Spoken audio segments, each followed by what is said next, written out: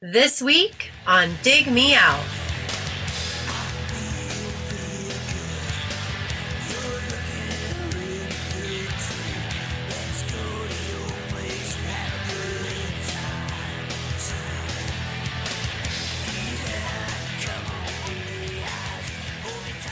With your hosts, Jason Ziak and Tim Minichi. Jay, we're back again with another episode thanks to our Dig Me Out Union on Patreon. You can help us make the next episode happen by joining us at dmounion.com or digmeoutunion.com. Speaking of the union, Jay, guess who's here? Take a wild captain. guess. The captain of the union. Captain. The admiral. The steward. The union steward. The Jimmy Hoffa of our union. No, that's probably not what we want to. That's not a good one. Welcome back to the show. Everyone say hi to Gavin Reed. Hi, Gavin. Hey, Gavin. Hello. How are we going? And I don't imagine there's a lot online for this, going by the amount of responses, the voting in that got. You have definitely, this year has started out with some real obscure records. We did the Love Nut record a couple of weeks ago, which is not streaming, and we had to get MP3s from our patron for that one. And this one as well that you have picked is nowhere to be found. There's a couple, if you Google it, I mean, you get the Discogs page and a few other things. But usually when you Google a band, you get a couple pages worth of results.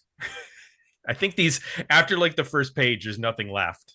It's just like non-relevant links. So how about you share with the audience this obscure record that you have picked for this episode? Yeah, sure.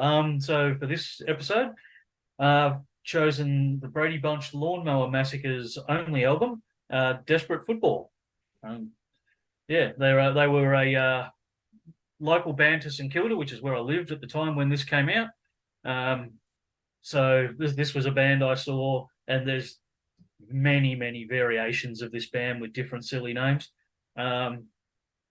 Probably 50 times. 50? Yeah, that's a lot. Well, the guy who is kind of the core of this band that it revolves around, in our street press, there was a comic book or cartoon, and he would write that cartoon at the bar on a Wednesday afternoon. So those comics are behind you there, some of them. Mm-hmm. So he would write those there, and then like they just play music afterwards, and so you'd go there, have a chat, see what he was drawing. If you were an interesting enough character, you'd get into one of the panels. I never was. Aw, I was hoping to see a Gavin in there. Young Gavin causing trouble. And it has an Robert Crumb vibe. It does. The Cleveland artist. Yep. That people probably know.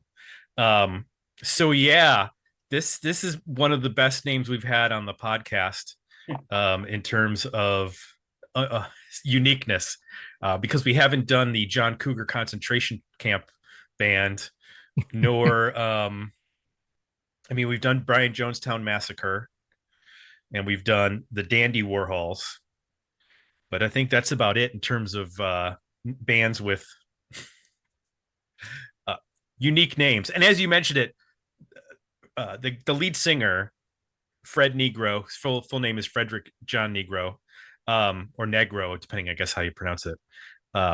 He's sort of the through line through all these bands, starting out with I Spit on Your Gravy in 1987, referencing the movie I Spit on Your Grave. Mm-hmm. And I see you have the record there. He put out an album. There was an album that was 87, and then in 88, it was The Band Who Shot Liberty Valance.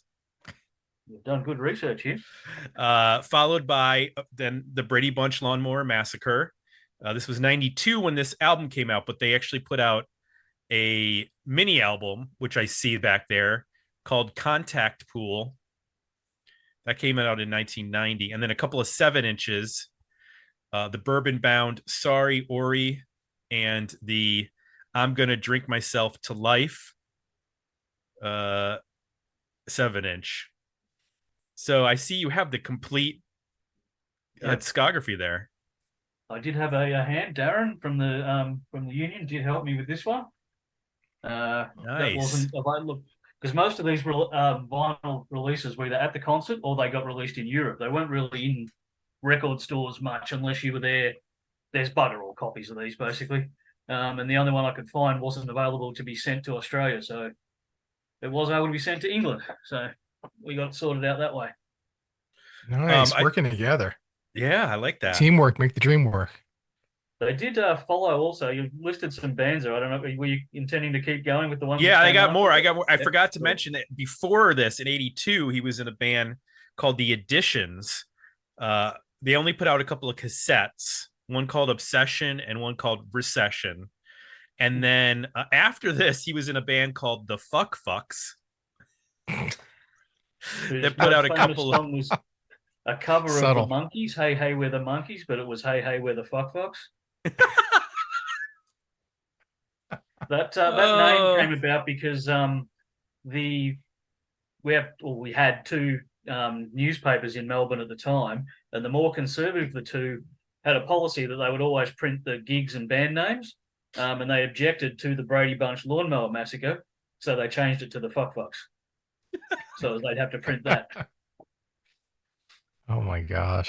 Then he was in a in a band the Fuck Fucks were 97 and 98. Then there was a album called Shonky Tonk that came out in 98 called I Can't Believe It's Not Butter. And then in 99 it was the Twits. Yeah, Twits are pretty good. There was Albert Road. The Twits Play Music is the second album, and then She May Look Clean, but You Can't Beat the Axis If You Get VD. I don't know what that means. That was 2005. There's also a bunch of EPs, singles, compilations that they've appeared on. So I think there was some bands that were only for compilations, similar to like what Bob Pollard does, where he like makes up a band name if it's going to be for like a one-off. So there's one band called Squirming Gerbil Death, the Gravy Billies. They Might Be Negroes. Play off of his last name. Yeah, so I like Squirming Gerbil Death. That's a good one. There was one post, that last one you mentioned, which that was called They Might Be Vaginas. Subtle. Yes. Very subtle. Yeah. Subtlety is not something we're going to be bumping up against here today. So we'll just talk about Fred here for a second. Born in Richmond, Victoria, Australia. In addition to being, a musician, he was also a cartoonist, as you can see from the artwork for this record. This is the vinyl version of the artwork. As Gavin and I were discussing ahead of time, the CD version is actually a play on Nirvana's Smells Like Teen Spirit, and it has a baby on the cover similar to wearing that an AFL jumper. That's the Victorian AFL jumper. Rather than being in a pool, he's in a beer. And we've got an Australian dollar coin on the hook instead of a note. But yeah, even the back's actually quite similar. I think that's very similar to the Nirvana album. So for this album, the players are. Does it listed in your album who played on this record? Because it's actually not online. I don't know. But the print is too small for my eyesight in this darkness. Okay, here we go. I found it. All right. So we know it's Fred on vocals. It's on guitar, it's Gary Mansfield. On bass, it's Paul E. String Barnett. And on drums, it's Scotty Sticks Simpson. I like that he has Sticks in his name. Always good when the drummer includes Sticks or I've got a couple other members here too. Okay. So I've got this is from the back of the album. Alex Sandy, who is environmentally sound pool cue, as he's playing.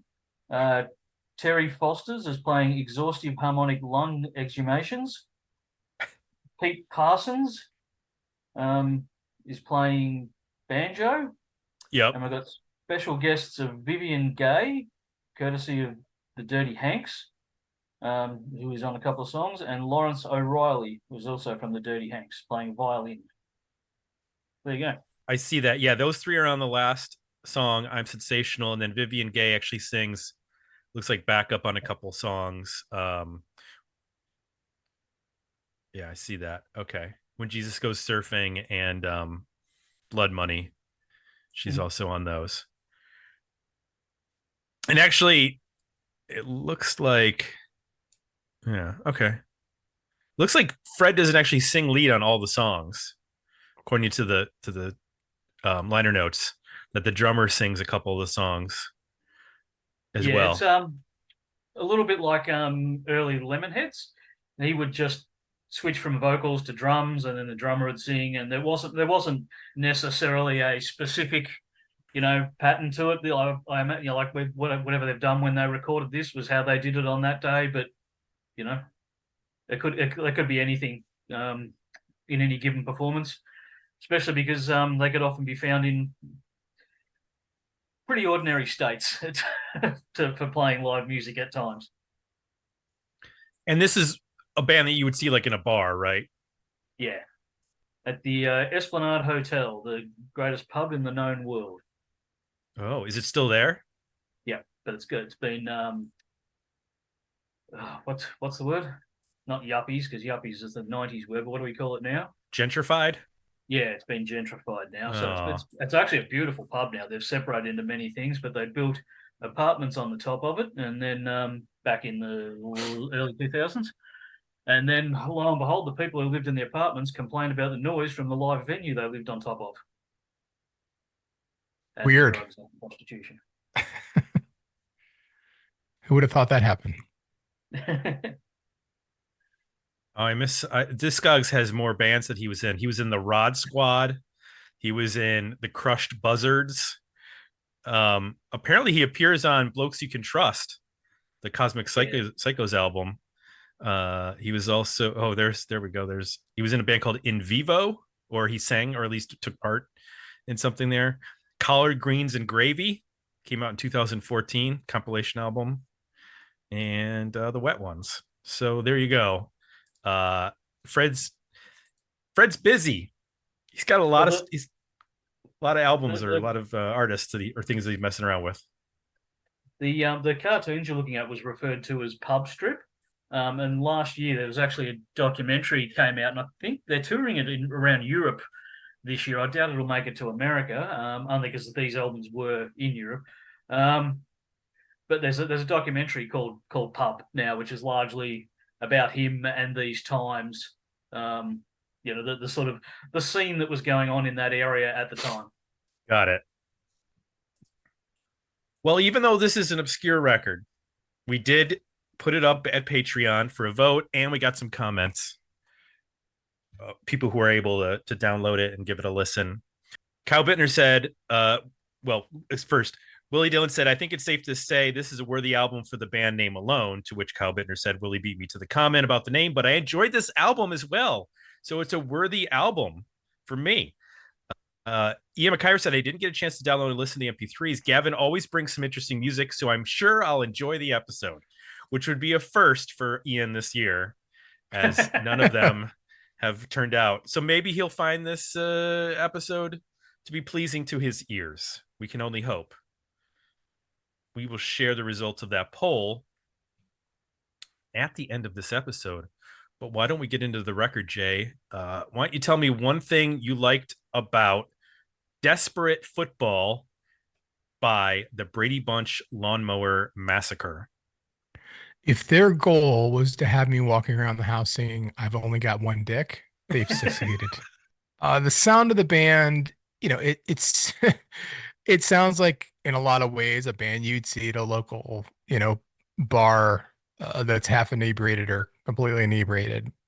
But I guess in a good way, in terms of like, there's this raw garage blues with a punk rock approach here that's I think really held together by a really great drummer.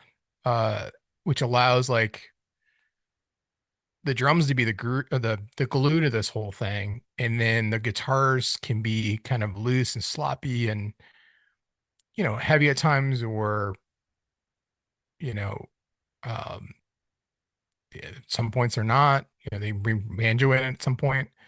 The vocals can be kind of spastic or off the rails, but also deliver a hook. It allows the band to kind of go all over the place, but the drums are always pounding in the groove. They're actually really good at delivering a boogie. That feel, that ZZ Top 70s kind of feel, that early Van Halen kind of feel, the Black Oak, Arkansas feel. Like they can like legit do that, and then also pivot into like a double kick punk feel too, which is pretty cool. It's again, to have a drummer who can play punky, thrashy kind of beats, but with a lot of kick, it to me is a really good thing. Like it opens up, it just gives you that oomph. Like it has a weight to it and a feel to it that's easy to understand and get into, even if some of what's on top of it is a little bit abrasive or hard at first to get through, because the rhythm is there. It makes it immediately accessible just from a primal standpoint. Um, I like the use of slide on here, some of these bluesy riffs that are kind of loose and um times, a little bit hefty, but also not super crisp all the time. It actually works really well. There's a fluidity to it. Solos are interesting. Like they're kind of technically competent, but also like off the rails and crazy. The vocal is like a mix of Elvis meets Jim Dandy meets the Jesus Lizard. It follows that spectrum throughout the one song where you're like, you don't know where this is gonna go. It also kind of reminded me at times of um Life, Sex, and Death, but not. He's a little, Stanley from that band is a little bit more melodic and has just a overall better voice, but like the approach and the attitude to it is very similar to that. It sort of has this aspect of sometimes it sounds like a drunken ramble, and then all of a sudden there's this big hooky moment. Uh, that, like I said, I'm walking around the house singing, I've only got one dick. Um, so yeah, it's an interesting album that way. It's loose, but it's solid enough that you can get into it pretty quickly. Um, which I think is pretty cool. Like it's accessible in that way rhythmically, and then what's on top of it is, challenges you a little bit and has a life to it and an energy to it, which is cool. What worked for you, Tim? Well, like you, I was a little taken aback by repeated listens. You first listen to it and you go, oh, okay, this is just like a messy, sloppy cowpunk kind of thing, a little bit of rockabilly, a little bit of, straight up punk. And then as you listen to it over and over again, you go, wait a minute, these guys actually know what they're doing. Like the drums are really tight. The guitar parts, yeah, they're off the rails. It's sort of like if Neil Young did a bunch of speed, like that's the kind of guitar solos that you would get. Um, but there's a lot of hooks on this record. Not all about dicks, but there's a lot of interesting lines and things that happen, and you're like, huh, this is way more like competent than it appears at first. This appears like it's going to be a very sloppy, early Mudhoney-esque kind of blues, deconstructed blues punk thing. And then as you get into it more, I was like, okay, I see what's going on here. Like knowing now that he had been in a bunch of, bands and put out a lot of releases before this, it makes sense that, up until the end of the record, all these songs are pretty tight. The last song, or Goofball, track 11, is 5 minutes long, and I'm Sensational, the last track, is over 4 minutes. Everything else is well below that a lot of these are 2-minute long songs, which is perfect. Like you just want to get in, hear a bunch of noise. There's like harmonica blasting away on some of the songs that sounds absolutely perfect for this type of music. If it wasn't there, you wouldn't be like, oh, you know what, this needs a harmonica. But the fact that it shows up, you're like, Right. oh, this makes total sense. There's this wailing harmonica happening.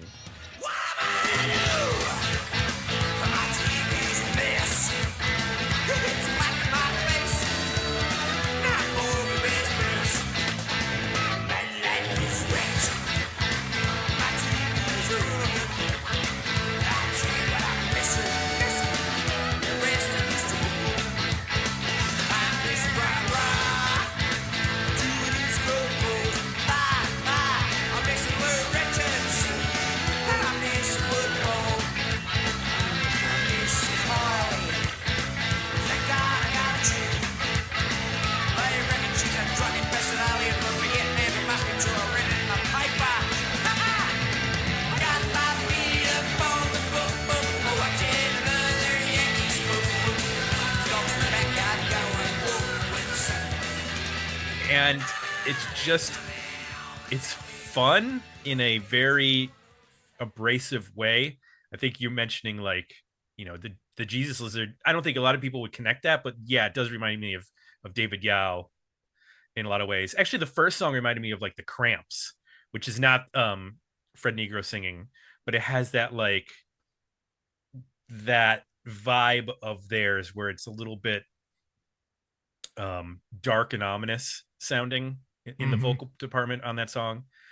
So yeah, a lot of this worked for me in ways that I didn't expect. And I think that this helps if you give this a good headphone listen, because it makes it apparent like everything is kind of well done. Whereas if you're just listening through like your computer speakers, it's just going to sound like a lot of noise. And if you listen to something this on something good, it's you can make stuff out a lot better, and it sounds purposeful as opposed to just a racket. Is what I was thinking at first. So Gavin, what works best for you on this record? What works for me is this is as much about the nostalgia of the time and the place and the characters involved as it is about any given songs on this record. So this was a very fun time of life. I lived walking distance from this place. I was there multiple times per week. So there was just a general sort of silliness and enthusiasm and, you know, why can't we do this sort of attitude going on at the time, which was a lot of fun. And then there's a bunch of songs like this. This is around it's not a long time after Nevermind. A lot of these songs would have existed before that. So as we all sort of shifted across to a messier sound, this was really appealing to me. I kind of equated a little. I like the Cramps and the Jesus Lizard comparisons. I think they're good ones. I kind of hear it as almost like there's a bit of Sex Pistols in the attitude, not so much the way they play or the way they write songs, but there's a bit of the it's, if anything, on the punk spectrum, it's on the snotty punk side of things rather than early Digits, another band I really like who kind of fit with this, and even early Black Flag before Rollins joined and they got all serious and they were doing TV Party and songs like that, which went for 2 minutes and sound a lot like this. Yeah. Which for me, this precedes that. That's just the chronology of how I heard them, though, obviously. Those songs are older, but I didn't find them until after this. So there's just an element of fun. It doesn't take itself too seriously. But then, as you say, it is hooky. And there is proficient playing on there. Also, how old am I when this comes out? I'm like 20 or something. What I'm 19 when this comes out. So the fact that a lot of these song titles and band names and that are kind of offensive is very appealing when you're 19. Yes. So a song, I know I still giggle every time when he does the "I've only got one dick," but he sings that line. He's like, "Count them," I just have this visual in my head of him pointing, as if to go, look, the thing is, like, the other one I really like is Jesus Goes Surfing. I think is a super cool song. I really like that song, just on its own merits.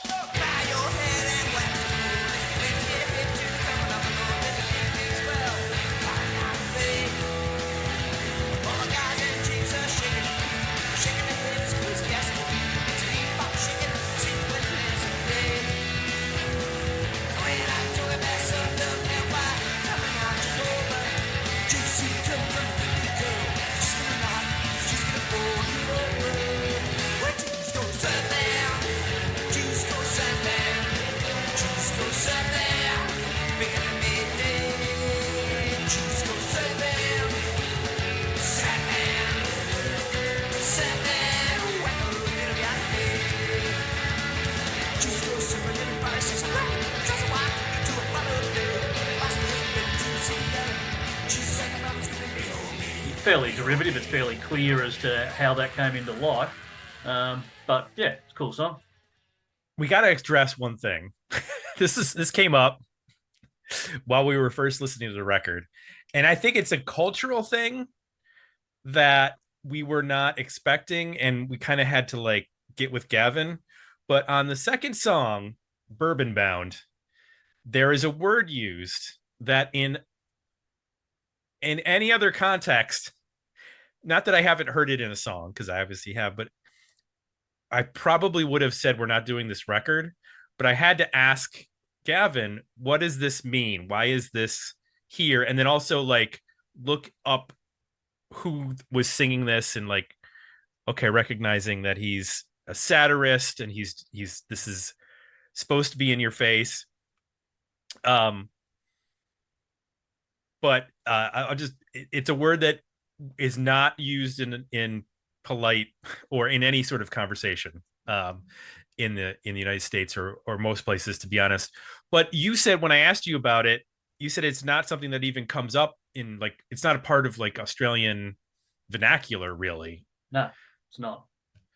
And it's the only time I've ever known it was in the limerick that you referenced, right? Which is something you do when you're 6 years old and playing, hide and seek or chasey or whatever, and you have no idea what you're actually, what you're actually saying at that point.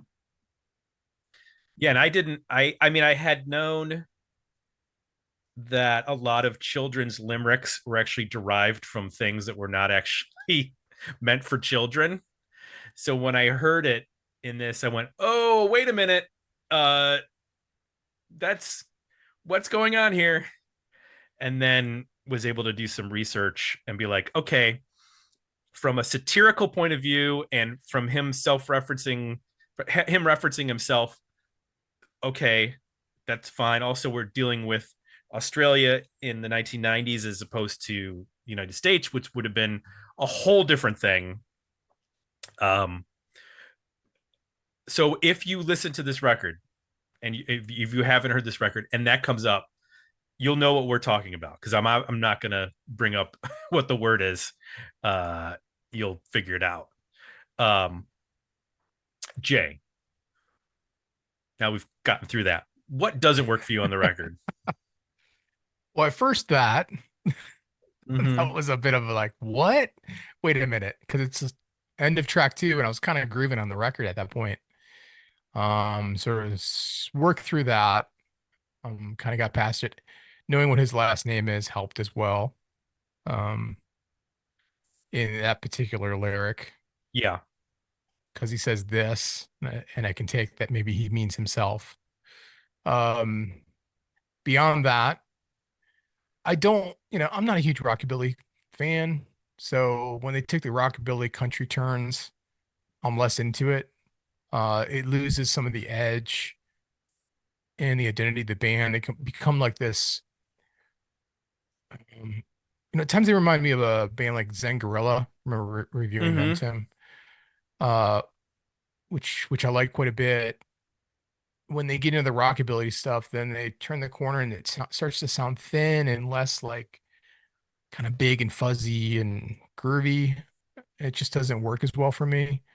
Same thing with the country turn at the end. So that's like when Jesus Goes Surfing, Carpark, I'm Sensational.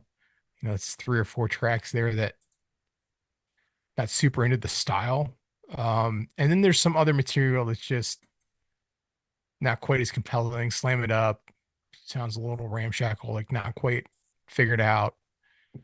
Mission is Possible, Goofball, like they're okay, but like they just don't quite have the same level of like polish or hook that the other material has. So it's just a little lack of consistency. I don't know if that's just could be, the way that these albums are assembled. It's like you get inspired for a handful of tracks, and then to get a 12-song album out of that inspiration with a bunch of musicians you've assembled might be asking a lot.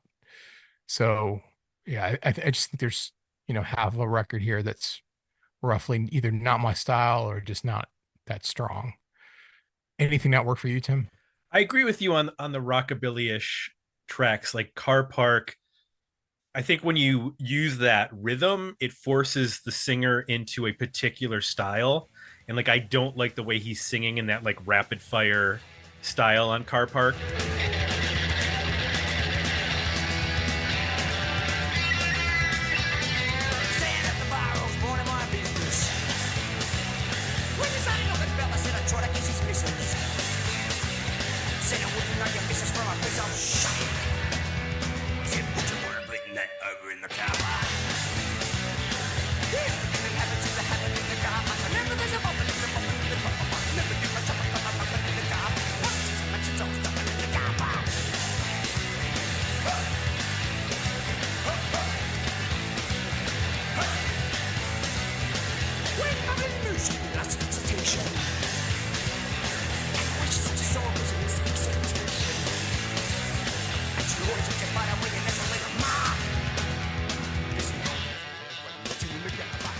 That doesn't work for me in the same way that the tracks at the beginning of the record do, with like Drink Myself to Live and Bourbon Bound and I've Only Got One Dick.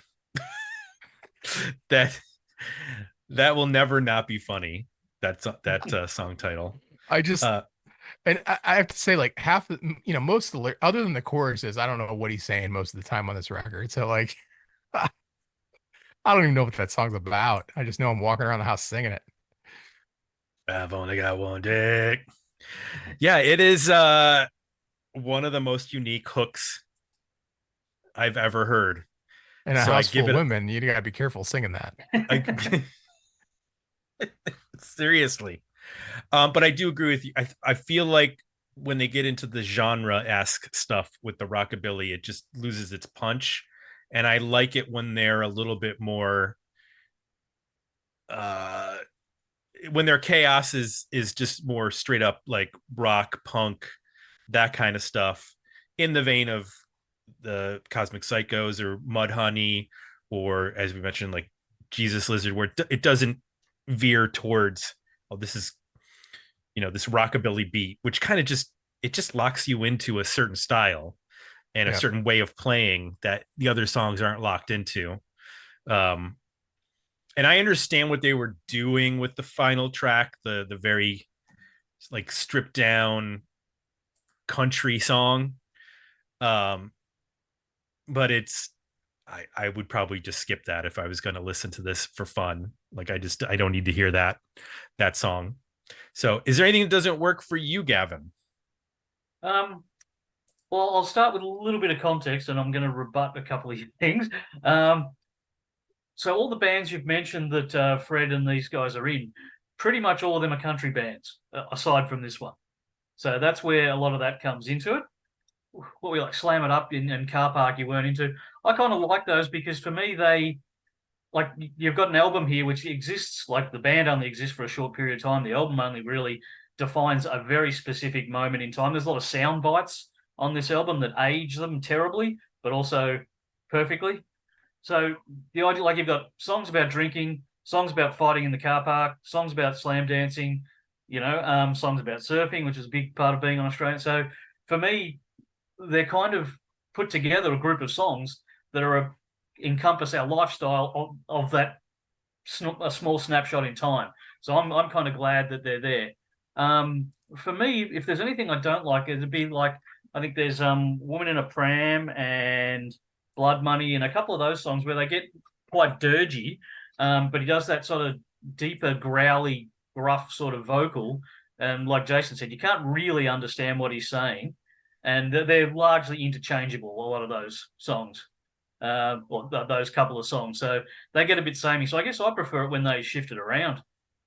I guess the other part, and this seems to be a common theme for me, is the other bit I don't like is trying to recommend this to other people. You obviously when you say this band title, you're stuck. Everyone's got an impression of what this is going to sound like. Then you've got your track 2 problem. And yeah, like most people are going to not. As you both said, you need to listen to it a few times to understand that they're not just fucking around. That they're actually pretty good. But most people aren't going to get that far and figure that out. They're just going to listen to it and go, this just sounds like a bunch of kids, banging on pots and pans.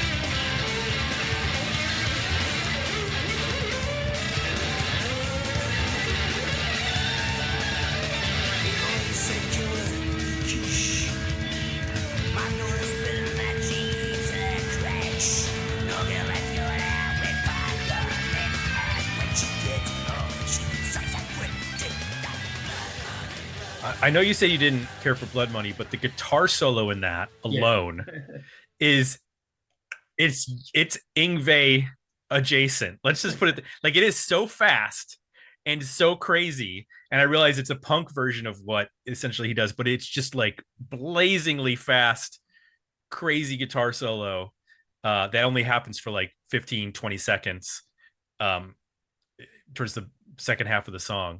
But that alone is I feel like worth it for that track.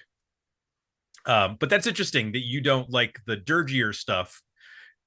Whereas I think Jay and I might not dirgier, but I guess just the non genre stuff. I do think that that's important though to point out that it's very Australian. Like I don't know what any of those samples are when I hear like TV or movie or whatever samples they are. So I have no frame of reference to like a time period or what show they were or what they are in any way. I'm just hearing these little snippets and going, okay, so it doesn't have that timestamp in the same way. Like if you told me that this came out in 1988, this came out in 2002, like it wouldn't necessarily sound different to me because I feel like there are always bands that are pushing this like garage cowpunk underground sound at some point. And it honestly, like if you told me that, some band from Sweden sounded like this, like I would believe you. Like this could be one of those Swedish action rock bands doing a fun side project of like cowpunk songs. Yeah, there's some moments on here where I was like, oh, this is kind of like Lucifer in terms of the energy and the attitude and some of the drum stuff and guitar stuff.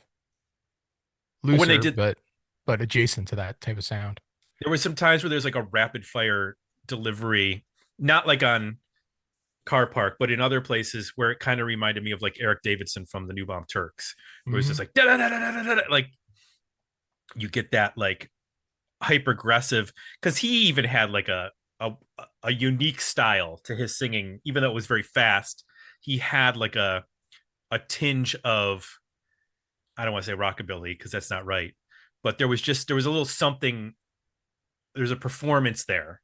It wasn't just a delivery. There was actually like a performance there. So I appreciated that. But like Jay, I didn't understand half the lyrics.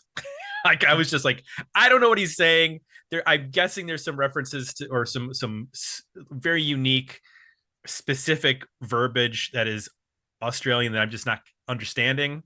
Every once in a while, I would kind of pick up on something, but for the most part, I was just like, I'm just going to enjoy the craziness and kind of forget about what he's saying, as long as the chorus is good.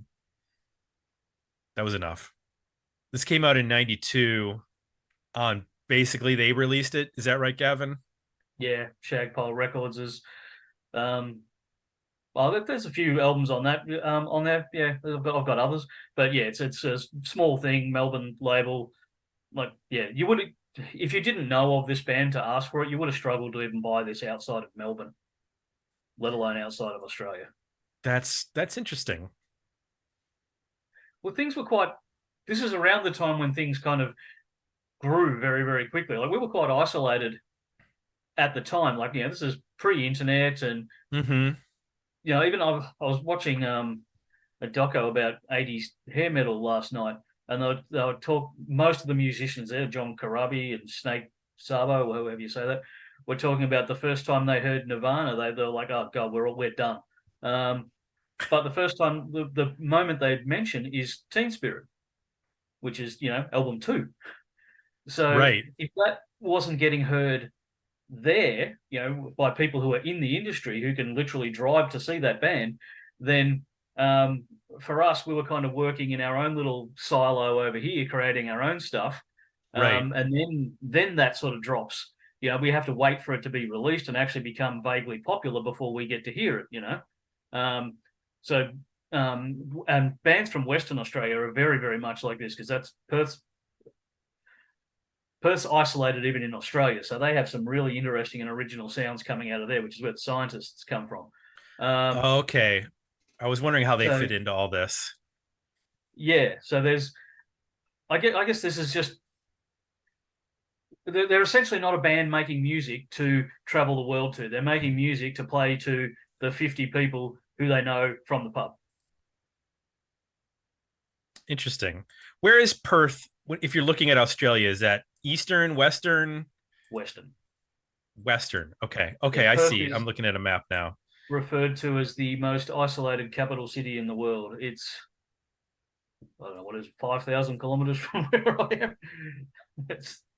Oh wow, it's a long way. And you go across it's just like every direction from Perth is at least 2,000 or 3,000 kilometers worth of desert. Yeah, that is really isolated. I did not realize how much desert there was, I guess. I've watched enough Mad Max movies. I should know how much desert there is. But there's a lot of desert, and Perth is all the way over on the left, which is west. Tasmania, that's where they have the devils. Yes. Are those real things, or are they just mascots? No, they are absolutely real things, and they are as aggressive as hell.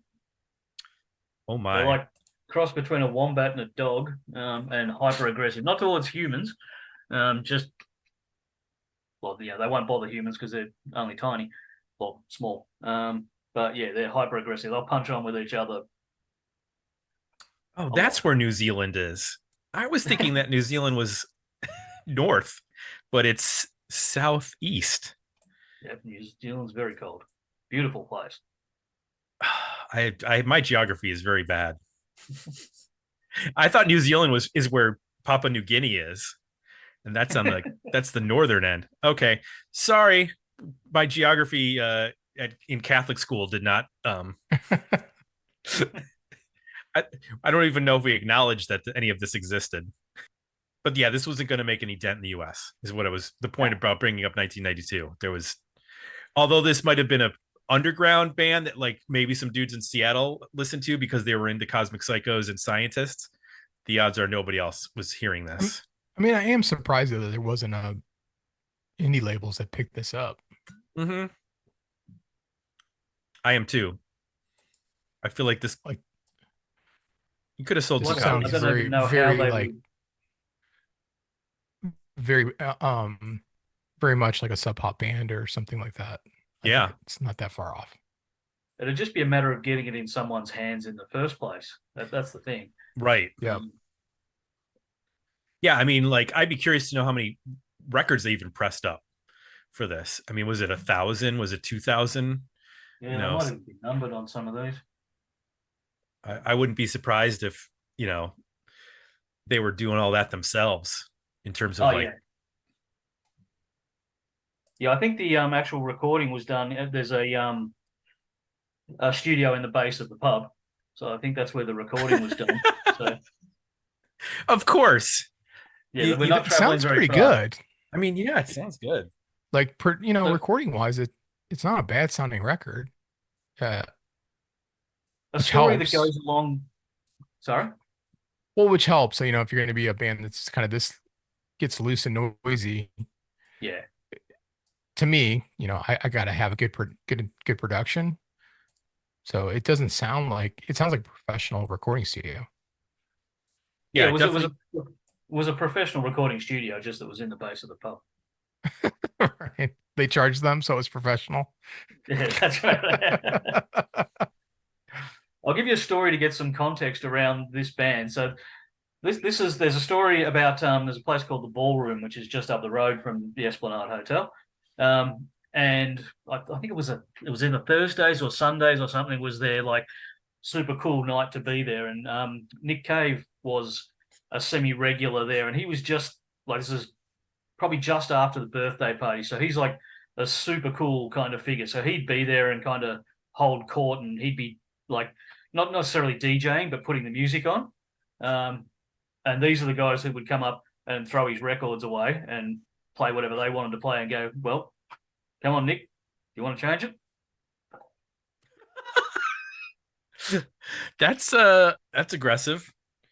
That sounds Australian. It was more they just didn't want to like Nick at that point is the established face of cool, and right. They wanted to be the anti-establishment at all times.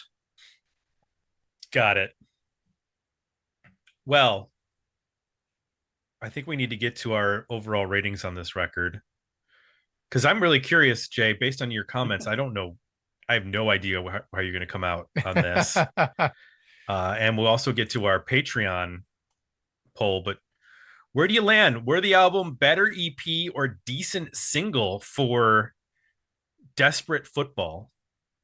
I land at an EP with Drink Myself to Live, Bourbon Bound, I've Only Got One Dick, Women in a Pram, Nothing on Telly, and Blood Money. I'm into the bluesier, grittier stuff. Not so much the rockabilly country flavors. And yeah, I think there's a solid EP of stuff here that's a lot of fun. Where'd you land, Tim? I'm at a 9-song album. I'm at an album. Nice. I would drop When Jesus Goes Surfing, Carpark, and I'm Sensational, which, that's a pretty short record. That's like 30 minutes, but I feel like that's a good solid 9-song record from this band. And there would be nothing that I would skip out of there. And it would be a nice blast of energy. Then I can go back to my, Brian Eno ambient records after that. Gavin? Well, firstly, I'm sure they'd be very offended if you at being told their record was nice. And that you're going to listen to Brian Eno afterwards. Well, depending on where he fits on the cool meter. Right. Obviously, I've got it as an album. It's short. It's all over and done very quickly. Like I said, I think I've said a couple of times, it's very much a nostalgia act for me at this point. If for no other reason than in order to listen to it, I have to dig out a CD or a USB, which, because you can't stream it. Most of what I listen to is streamed these days. And I don't have a CD player in the house. I've got this computer has one and the car has one. So listening to it is difficult. So whenever I get to, it puts a smile on my face. So yeah, worthy album for me. I wasn't expecting high marks for this one either. This was another one of my I'm not here to win, dig me out. Albums. I feel like your overall, if we were to take all of your ratings from all your records, it'd probably be pretty solid. Probably average. That'd be a 70s album. Yes, probably average a 70s album. Well, hey, you know what? We're not alone. The Patreon community said 75% were the album, 25% better EP. So they're right with us in terms of their appreciation for this obscure record. It's definitely in the top dozen most obscure albums that we've done. Nothing will unseat Null. Absolute Zero. That is the most obscure record we have ever done and ever will do.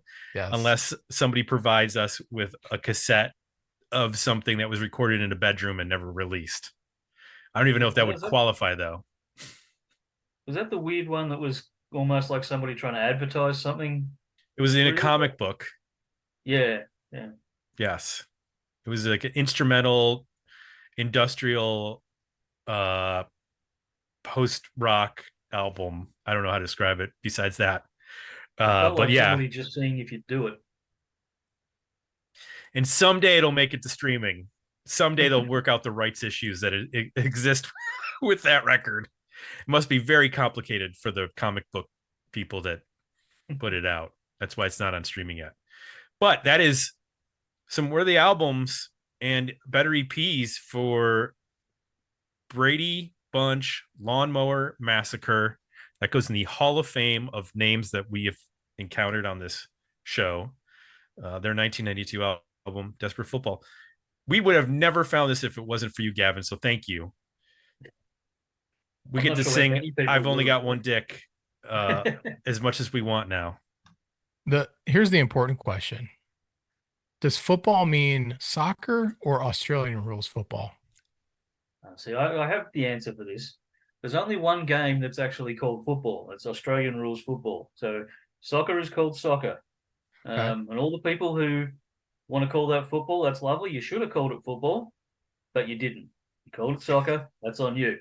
You can't reclaim it now. We also in Australia refer to rugby as football, and we have two different codes of rugby, but they're rugby, not football. So yeah, football is Australian rules. Okay. Is anything called footy? Yeah, everything's called footy. Everything except soccer. So both rugby, everything's called footy. Yeah. One of the characters in the pub comics, I can't see him there, is called Footy Head, and he's literally got a football for a head. Brilliant. Yeah, a lot of the actual comics that were drawn were about football at the time. Gotcha.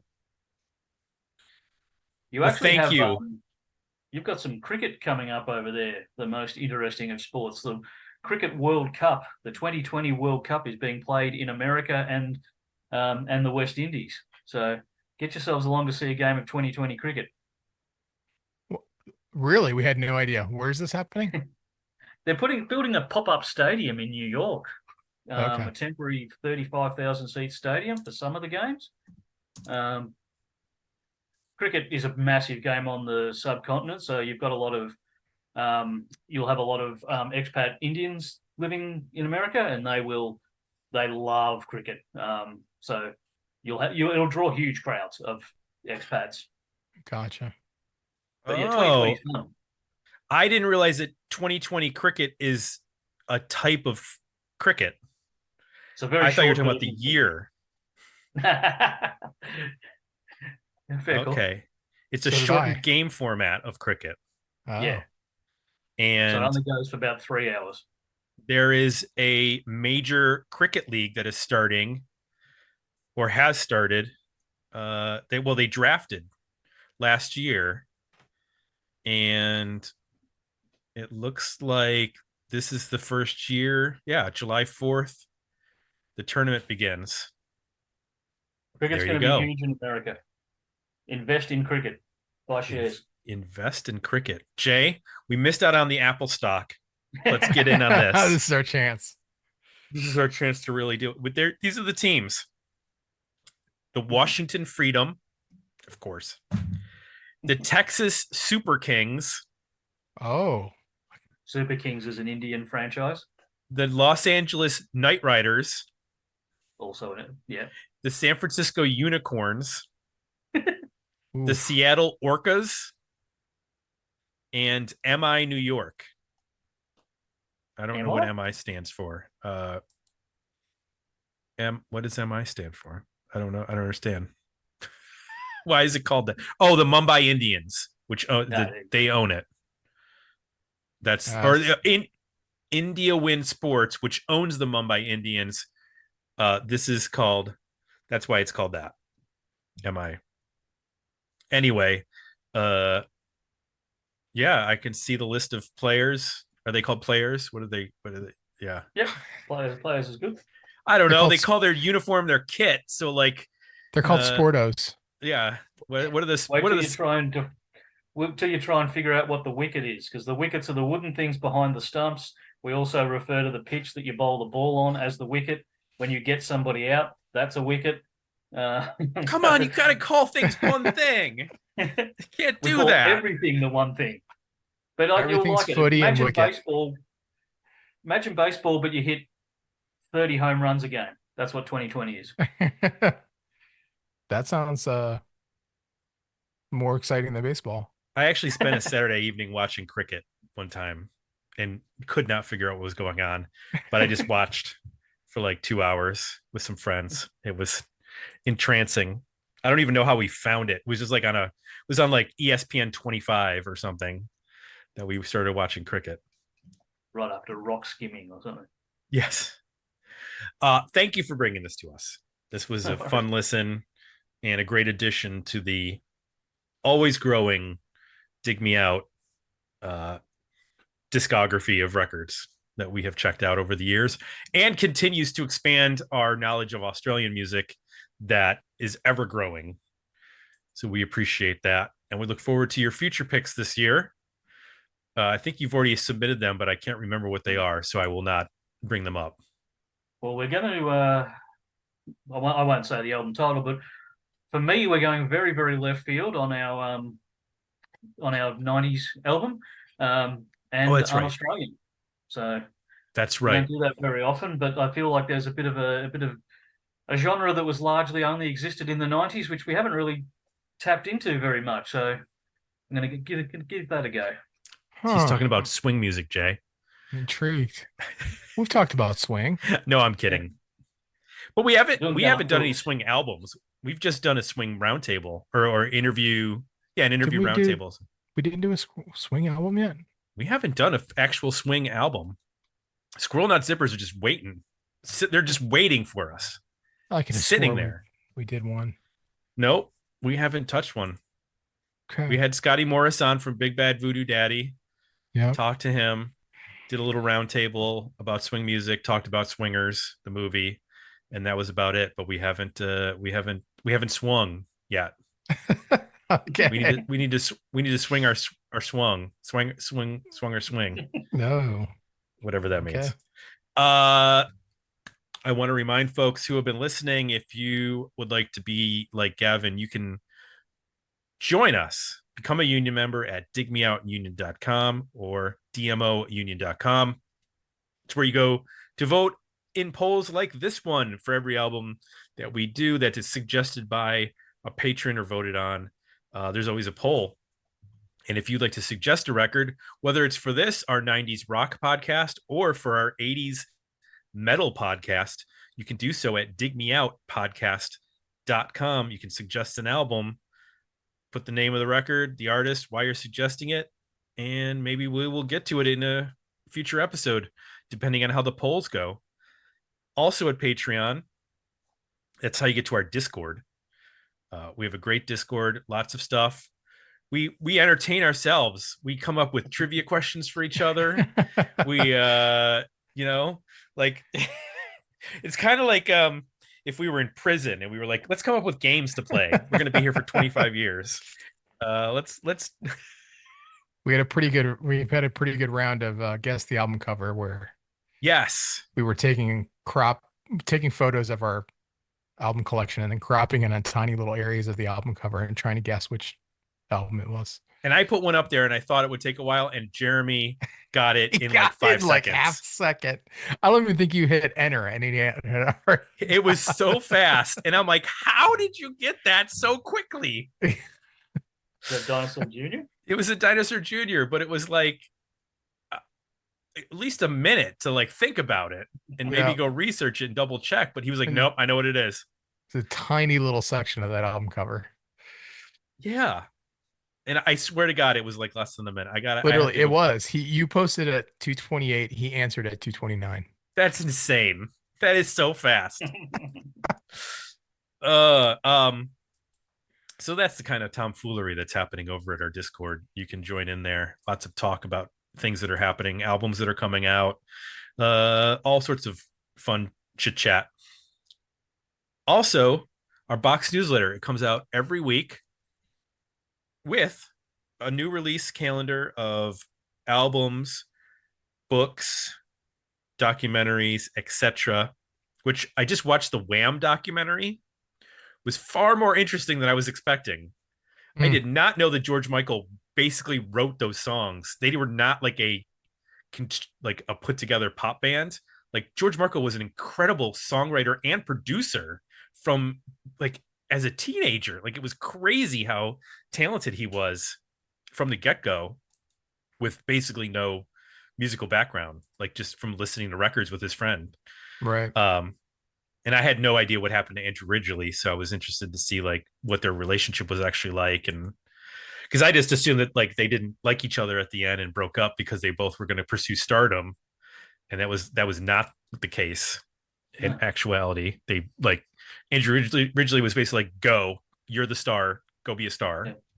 Like how selfless is that? Like we're the biggest pop band in the UK, but I can't hold you back any longer. You got to go do this thing. And by the way, you can make your first single as a solo artist, Careless Whisper, which is the third song you ever wrote as a teenager.